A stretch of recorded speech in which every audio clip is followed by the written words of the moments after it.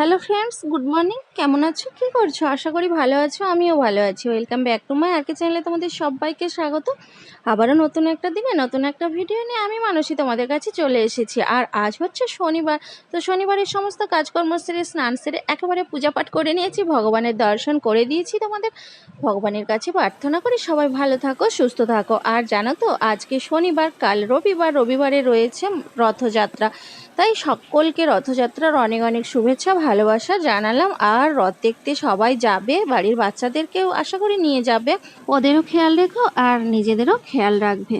জানো তো বন্ধুরা, আমি অনেক রথের মেলায় গিয়েছি। রথের মেলায় যেতে না ভীষণ ভালো লাগে। আর আমার ছোটবেলায় যখন রথ দেখতে যেতাম তখন এত বৃষ্টি হতো, রাস্তাঘাট একদম কাদায় ভরে থাকতো। এখনকার মতো তো রাস্তাঘাট এত পাকা ছিল না, এখনকার মতো এত সুন্দর রাস্তাঘাট ছিল না, কাদায় ভরা থাকতো আর মাঠে জল ভর্তি হয়ে থাকতো। আসলে তখন বর্ষা হতো প্রচুর পরিমাণে, আর রথের সময় তো প্রচুর বৃষ্টি হতো।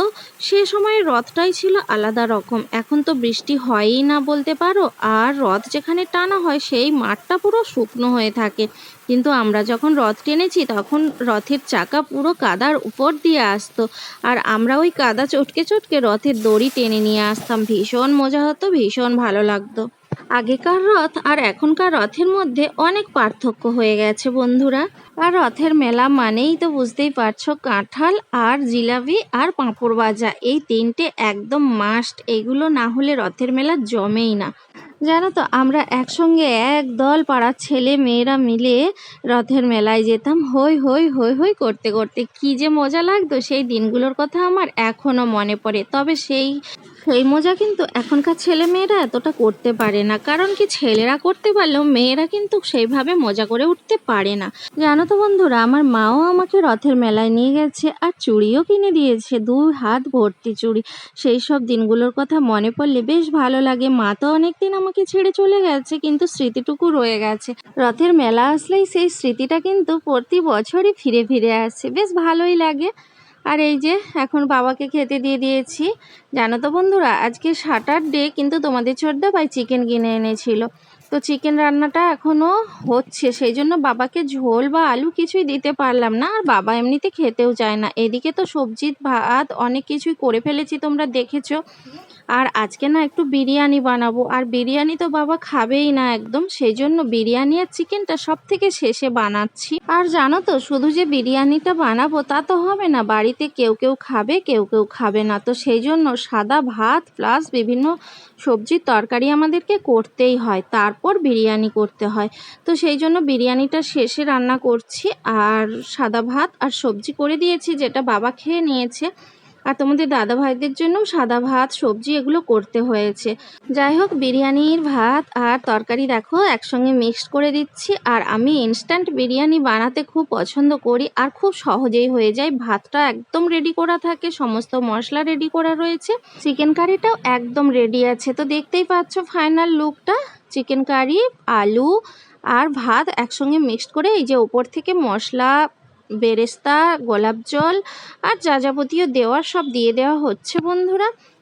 তো দেখে নাও। এরপর একটা থালা ঢাকা দিয়ে দেব, দিয়ে গ্যাস জেলে আগুনের মধ্যে বসিয়ে দেব।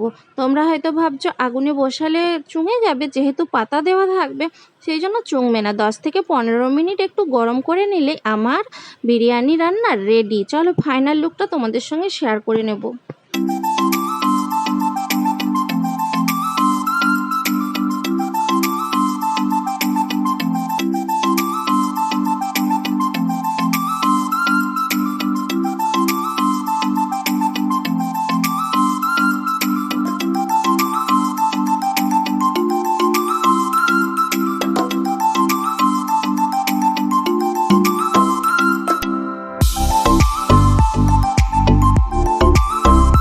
বন্ধুরা দেখেই নিয়েছো, আর এই যে বিরিয়ানি এখন রেডি করে নিচ্ছি। দেখতেও যেমন সুন্দর হয়েছে, খেতেও ভীষণ টেস্টি হয়েছিল বন্ধুরা। এই থালাটা তোমাদের জন্য। বন্ধুরা 3টে বাজে, খাওয়া দাওয়া কমপ্লিট করে এই সবে মাত্র আসলাম সমস্ত কাজ গুছিয়ে।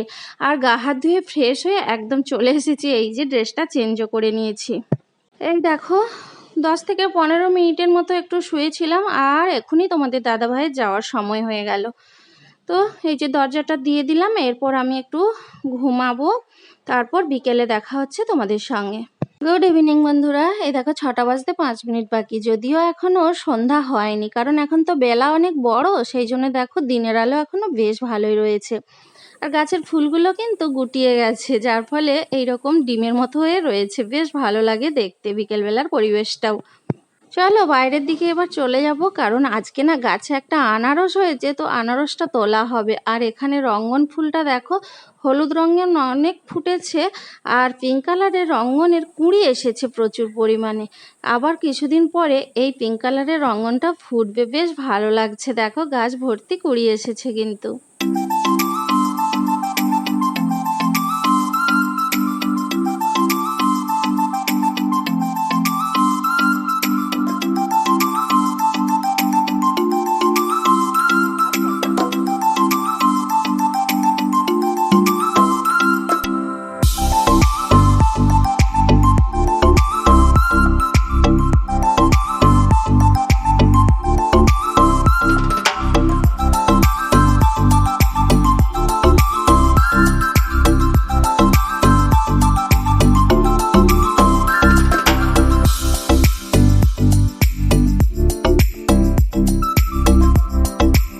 দেখলে বন্ধুরা আমাদের গাছের আনারসটা কত সুন্দর কালার এসেছে, আর অনেকগুলো গাছের ফ্যাঁকড়ও বেরিয়েছে। তো ওই ফ্যাঁকড়গুলো যদি লাগিয়ে দিই পরের বছর আবারও কয়েকটা চারা হয়ে যাবে।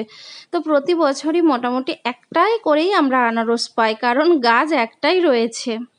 যাই হোক, এখন আমি একটু ঘাটে বসে থাকবো। এই দেখো দিদি আবার চলে এসেছে, তো দুজনেই এখন ঘাটে বসে বসে সময়টা একটু কাটিয়ে নেব, গল্প করব, এই আর কি।